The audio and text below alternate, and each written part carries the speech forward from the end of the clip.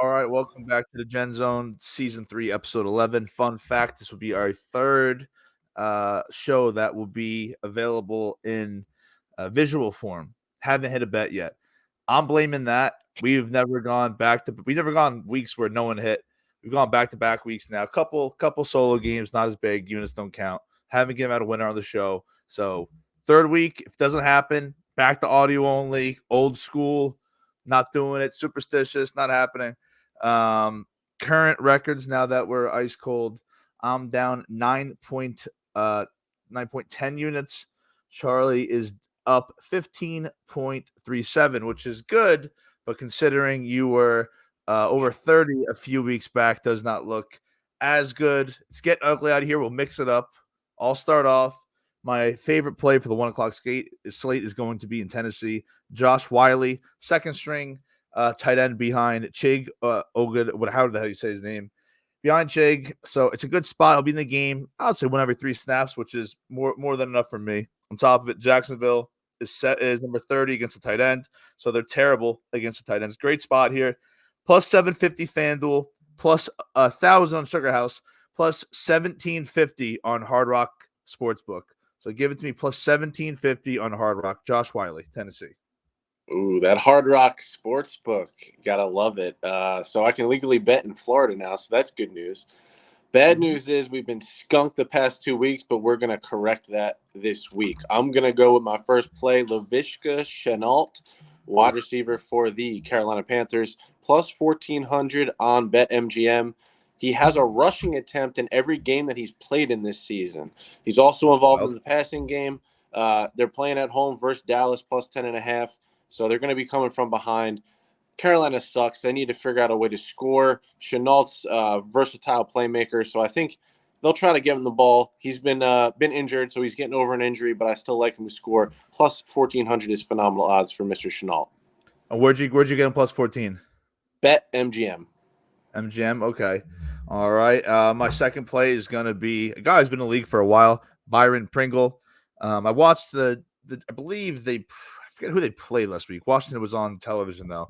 He was on the field a whole lot. Right now, he's the fourth, fifth guy, but he's definitely going to be behind McLaren, Samuel, and Dotson.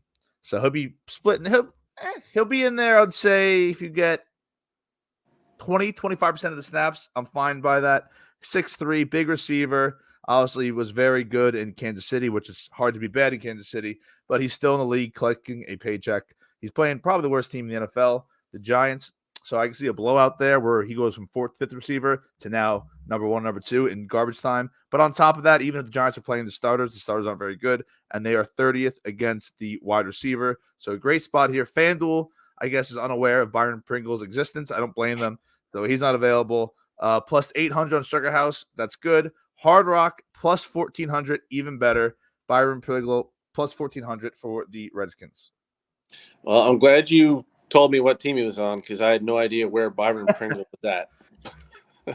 Now you know. I want to give you a plus 1,400 play from the same exact team. I'm going to go with tight end John Bates, plus 1,400 on FanDuel. Number 2 tight end behind Logan Thomas.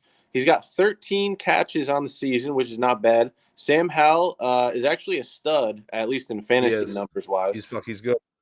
So, like you said, it could be a blowout. I think some second string guys might be getting the ball, and why not John Bates? I think he's a second year guy. Not bad. So plus 1,400, John Bates, like it. He's on the field. He's on the field a lot. I like that play. I'm going to go back to your play from last week, which obviously did not hit because none of them did. Will Levis, quarterback, Tennessee Titans. Not much to say that hasn't been said. Taking the league by storm, doing very good. Big body, can scoot. The only thing that's tough with him is when you're near the goal line, just give the ball to Derrick Henry. It's the easiest decision you can make. But that being said, still, he's athletic. He can make plays. He's due to score. He's due to run one in. Plus 700 on FanDuel. Plus 575 on Sugar House. Again, plus 1,000 on Hard Rock Casino. So he's due to run one in. That's a tough one to say. He's due to run one in. So I think he gets his first rushing touchdown this week at 1 o'clock. So I'll make this quick. I also have Will Levis on also Hard Rock. The odds were just too good. Plus 1,000 for Levis is really, really good odds.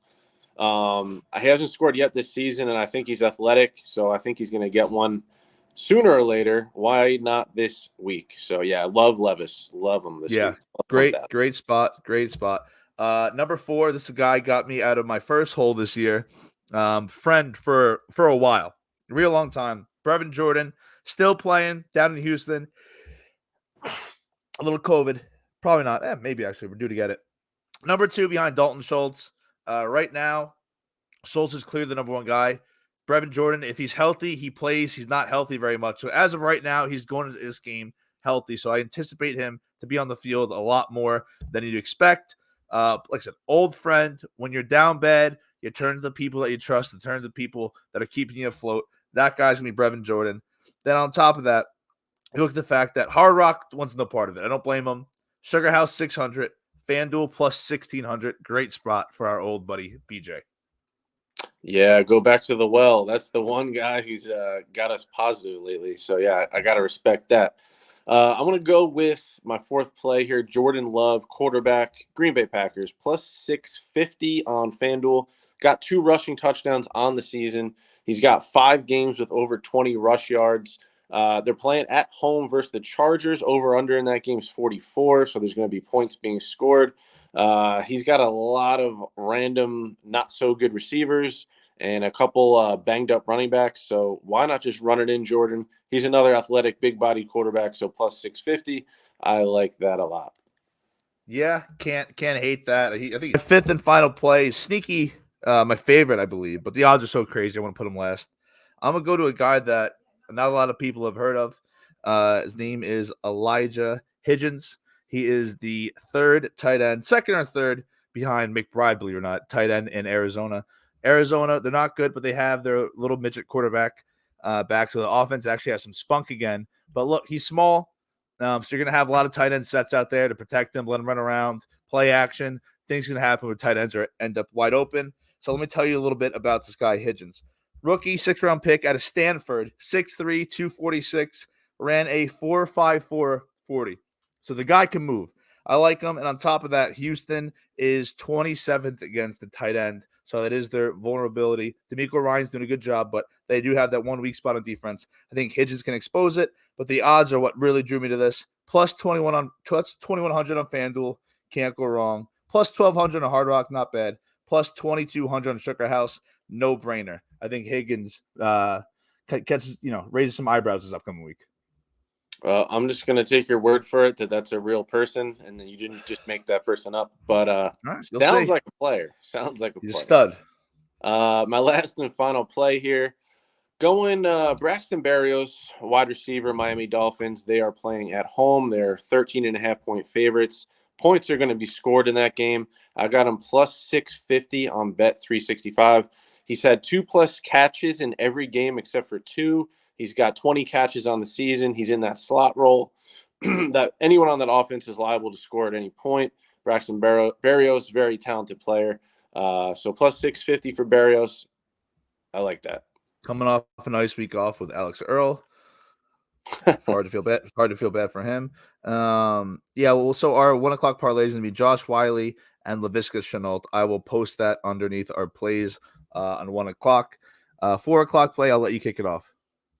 My first play in the 4 o'clock slate, I'm going Devin Tompkins, wide receiver, Tampa Bay Buccaneers, plus 1,800 on FanDuel. Pretty crazy odds. He's got 14 catches on the season, 1 touchdown. He's a little shifty guy. Plus, I believe he is the punt returner. So you got some punt return equity on that. And he is a little tiny guy who's quick. He can get a screen pass and take it the whole way. So give me Devin Tompkins. Love the odds of plus 1,800. Solid. I like that. I think he's hit for me this year. I'm going to go back. Like I said, tough spot. I'm going to go to the people who keep me afloat, who get me winning records year after year. I'm going to go back to my buddy, John Jennings. Been in San Fran 3-4 years. He's always on the field. Number 15 in white and gold. You'll see him nonstop. On top of that, I always go for the weak spots in defense. Tampa is 29th against wide receivers. You're never going to get crazy odds with Jennings because he's established now. 340 Sugar House, not going to do it. Plus 425 and Hard Rock, not going to do it. Plus 650 on FanDuel is a little crazy to me. So take Jennings, the veteran, old reliable, against a poor pass protection defense in Tampa.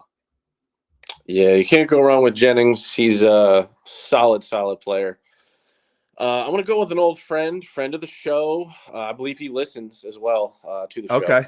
I'm going Zach Wilson, quarterback. Yeah. Yes. New York Jets, plus 700. He's got 4 games this season of 20-plus rush yards. People may not know that. He can't throw, so he has to run the ball. Definitely can't throw. Playing against the Bills could be a blowout. The Bills might not be that good, though, so it could actually be a close game. He's going to have to score any which way he can. He's got some wheels. I like him plus 700. Yeah, I like that. You know what's funny? He has better odds. He's more of a favorite to score than Dalvin Cook. Make that make sense. Yeah. Dalvin Cook sucks. It's a preview of my next play. It is. Oh, well, there you go. My next 2 plays actually are in this game as well. I'm going to go tight end for Buffalo. They're always used to the 2 tight ends. They had Dalton Knox forever. Then they drafted the kid Kincaid out of Utah. Well, Dalton Knox, like every other player right now in the NFL, it seems, is hurt. He's going to be out for a while. So now the number 2 role, Kincaid's old role, as he gets propelled into the number 1 role, is going to go to Quentin Morris. I think it's his 2nd or 3rd year in Buffalo. Never gets much playing time, but he's shifty. He's like a really poor man's Jonnu Smith. So take that for what it's worth. Jets are 22nd against the tight end, but the odds here are fantastic. Hard Rock wants no part. Plus 1,300 on Sugar House. Plus 1,400 on FanDuel. So plus 1,400 for a guy, in my eyes, that's taking Kincaid's role. You're not getting Kincaid 3 weeks ago at plus 1,400. You're getting a guy, same position, same role, similar skill sets, not as good. Plus 1,400. Can't pass it up. Yeah, I feel like he's randomly scored like once a season the past 2 seasons. Yep. I feel like I only see pop up out of nowhere. So kind of like that. So yeah, Dalvin Cook is my last play, plus 1,000 on FanDuel. I was reading up on him. Robert Salah wants to get him more involved. They want to give him more touches. He has no touchdowns on the season, but he does have 47 carries. So I think they're going to feed him the ball a little more. And I don't know if the Jets are going to score, but if they do, I think I'll be having a good week. So Dalvin Cook plus 1,000. I can see the graphic now on CBS. James Cook and Dalvin Cook are the first ever brothers. Not brothers. You know, there's a lot of brothers on the field, but the actual related brothers to score a touchdown in the same game. I can see the graphic now. It's gonna happen. I can see the parents there, confused and root for it. That happens. That's scoring. I don't have it here. You're shook by that brothers joke. I laughed. I think it's funny. You're shook by that. I think it happens. I think they score. I don't have it here. I'm gonna add to it plus 1,000. I was looking at it, but my 3rd and final play. This one is again similar to 1 o'clock. I like the long shot on guys, tight ends who haven't done much. Jeremy Ruckert, 2nd year from Ohio State, kids from Long Island, grew up a Jet fan, so I've always been rooting for him. He's been inactive a lot, hasn't played much, but as you know, and this helps Dalvin Cook, Jets can't throw the ball. Newsflash: Zach Wilson sucks, so you're gonna be running the ball a lot. They know they're gonna be running the ball, so what do? You bring in 2-3 tight end sets, play action. He's gonna be on the field a lot. I think he's number 89. Big white kid.